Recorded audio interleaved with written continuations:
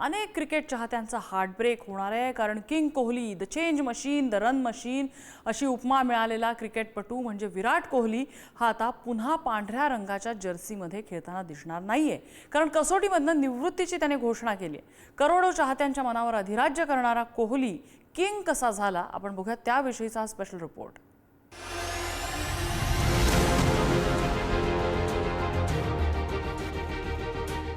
हातावर टॅटू, डोळ्यात ॲग्रेशन आणि तलवारीप्रमाणे तळपणारी बॅट असं जर वर्णन केलं तर कोणाच्याही ओठांवर पहिलं नाव देईल ते विराट कोहलीचं। बेन स्टोक्स हे ज्याचे सवयीचे शब्द आणि एक्स्ट्रा कव्हर ड्राईव्ह ज्याचा फेवरेट शॉट तो आपला विराट कोहली, ज्याला किंग म्हणून चाहत्यांनी डोक्यावर घेतलं तो विराट कोहली। पांढऱ्या जर्सीमध्ये खेळताना म्हणजेच टेस्ट क्रिकेटमध्ये बॅट्समनच्या शेजारी जवळपास अर्धवर्तुळ तयार होईल अशी फिल्डिंग लावणारा कॅप्टन म्हणजे विराट कोहली।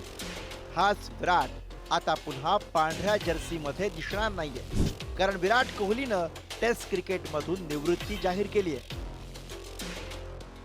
कसोटी क्रिकेटमध्ये पहिल्यांदा बॅगी ब्लू रंगाचा पोशाख घातला त्याला 14 वर्ष झाली आहेत। या फॉर्मॅटनं माझी परीक्षा घेतली, मला घडवलं आणि आयुष्यभर मला लक्षात राहतील असे धडे शिकवले।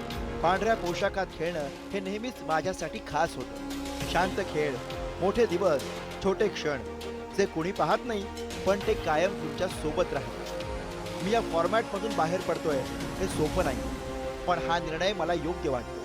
मी माझ्याकडे जे काही होतं ते सर्व दिलंय आणि या फॉर्मॅटनं मला माझ्या अपेक्षेपेक्षा खूप जास्त परत केलंय। खेळासाठी मी ज्या लोकांसोबत खेळलो त्यांच्यासाठी आणि वाटेत मला दिसणाऱ्या प्रत्येक व्यक्तीसाठी माझ्या हृदयात कृतज्ञता आहे। मी माझ्या कसोटी कारकिर्दीकडे नेहमीच हसतमुखानं पाहतो।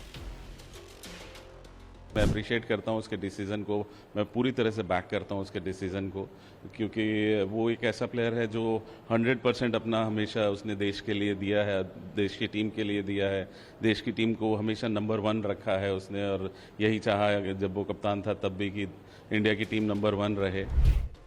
अशा शब्दात निवृत्तीची घोषणा करताना विराट सोशल मीडियावरच भावूक झाला। 2011 साली कसोटी क्रिकेटमध्ये पदार्पण केलेल्या विराटची टेस्ट कारकीर्द ही खरंच एखाद्या किंग प्रमाणे राहिली आहे। विराटनं 123 कसोटी सामने खेळले, यात त्यानं 210 इनिंग्स खेळल्या, 13 वेळा तो नाबाद राहिला। या दरम्यान त्यानं 9230 धावा केल्या, 254 नॉट आउट ही त्याची सर्वोच्च धावसंख्या राहिली। 46.85 या सरासरीनं त्यानं धावा केल्या। या दरम्यान त्यानं 30 शतकं आणि 31 अर्धशतकं लगावली, तर 121 कॅचेस घेतल्या। जिनको चांस मिलेगा उनको मौका मिलेगा अच्छा प्रदर्शन करने का। ऐसा नहीं है कि होता कि कोई एक प्लेयर चले जाए तो टीम को कोई जो है कि टेस्ट मैच में थोड़ा फ़र्क पड़ जाता है, पर यह है कि प्लेयर लाइक विराट कोहली जो लेजेंड रहे हैं उनका थोड़ा सा कमी जरूर दिखाई देती है, बट कोई ना कोई नया खिलाड़ी आएगा अपना जगह लेगा। IPL मध्ये कधी काळी गंभीरला नडणारा विराट आजवरच्या कारकिर्दीत अनेक आंतरराष्ट्रीय खेळाडूंना सुद्धा नडला। खेळाडू म्हणून ग्राउंडवर तो जितका आक्रमक दिसला तितकाच तो ऑफ फील्ड प्रेमळ असल्याचं अनेक खेळाडूंनी सांगितलंय।